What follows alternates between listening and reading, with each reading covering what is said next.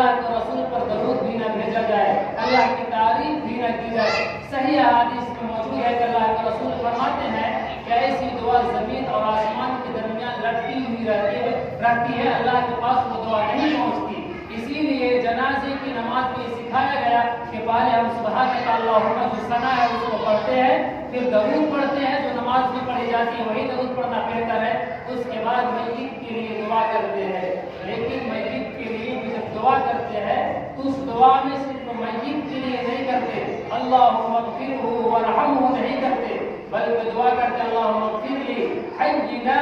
ومیتنا وشاہدنا۔ سب میں جس کا ترجمہ یہ ہوتا ہے کہ اللہ ہماری بھی مغفرت فرما، ہمارے زندوں کی بھی، صرف اس کی نہیں، یعنی جو ہمارے آگے ہے اس کی نہیں، ومیتنا ہمارے مردوں کی بھی مغفرت فرما۔ ہمارے مردوں کا کیا مطلب؟ جو آگے ہے اس کو تو بولیں گے ومغفرتہ، اے اللہ اس کی بھی مغفرت فرما، لیکن دعا جو سکھایا گیا وہ کتنا جامع دعا ہے، اے اللہ ہمارے زندوں کی بھی۔ اب ہمارے زندے میں پورے خاندان آ جاتے ہیں، ہر ایک جب ہم اور آپ جنازے کی نماز میں کھڑے ہوتے ہیں اور جب دعا کرتے ہیں اللہم اغفر لی حینا ومیتنا، اے اللہ ہمارے زندوں کی بھی مغفرت فرما اور ہمارے مردوں کی بھی۔ ہمارے مردوں کا مطلب سمجھتے ہیں؟ ہمارے مردوں کا مطلب صرف یہ نہیں ہوتا کہ جو مردہ ہمارے آگے رکھا ہوا ہے صرف اس مردے کے لیے دعا کر رہے ہیں، بلکہ اس کا مطلب ہوتا ہے کہ ہم لوگوں کے خاندان والے باپ دادا پردادا اور پورے پشتوں تک چلے جائیے، وہ مراد ہوتے ہیں ومیتنا، جمع کا صیغہ ہے، جمع کا، جس کا مطلب ہوتا ہے کہ ہمارے جتنے بھی خاندان والے گزر گئے اے اللہ ان کی بھی مغفرت فرما، ہمارے زندے جو ہے ان کی بھی مغفرت فرما۔ اچھا آگے کی دعا جو ہے زکریا و انسانا، وہاں صرف مرد یہ نہیں کہتے کہ اللہ مردوں کی مغفرت فرما، بلکہ یہ کہا جاتا ہے کہ اللہ عورتوں کی بھی مغفرت فرما۔ جو عورتیں جنازے کی نماز میں نہیں گئی ہے اے اللہ ان کی بھی مغفرت فرما، جو گاؤں گھر میں موجود ہے ان کی بھی مغفرت فرما، جو قبروں میں چلے گئے ہیں ان کی بھی مغفرت فرما۔ تو یہ دعا اتنی جامع دعا ہے، لیکن اس دعا کو، جنازے کی جو دعا ہے، ہم میں سے کتنے ایسے لوگ ہوں گے جن کو دعا یاد نہیں ہوگی؟ جنازے کی نماز میں دو چیزیں فرض ہوتی ہے الگ سے، ایک میت کا سامنے ہونا، ایک تو تکبیر، 4 تکبیروں کا کہنا اور دوسرا کھڑا ہونا۔ بغیر کسی مجبوری کے جنازے کی نماز بیٹھ کے پڑھنا جائز نہیں ہے،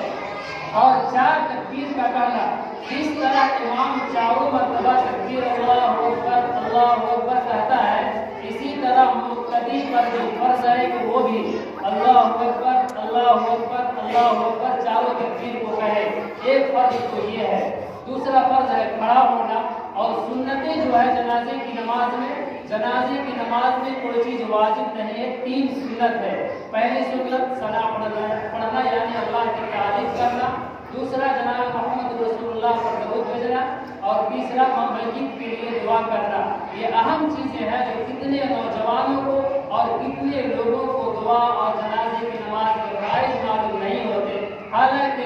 علماء لکھتے ہیں کہ اگر کوئی آدمی جنازے کی نماز میں حاضر ہے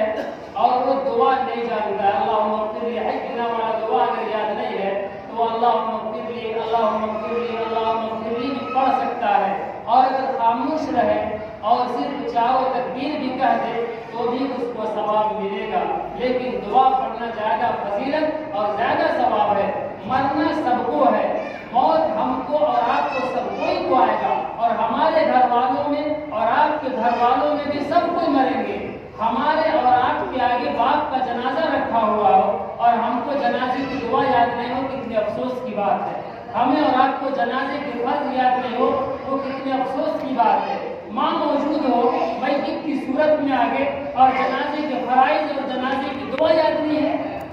جس ماں باپ نے پوری زندگی اپنی اولاد کے لیے کمانے کھانے میں ہر دکھ کو جھیلا، اور وہ باپ اور یا وہ ماں یا وہ بڑا بھائی یا وہ رشتہ دار عزیز و قریبہ جس نے زندگی کے قیمتی حالات اور قیمتی وقت آپ کو دیے، آج وہ ایک دعا کا محتاج ہے اور آگے کھڑا ہوا ہے لاش کی شکل میں، اور اس کے پیچھے ہم اور آپ کھڑے اور دعا یاد نہیں ہے۔ اس میت کے لیے ہم اور آپ دعا نہیں کر سکتے، تو اس سے زیادہ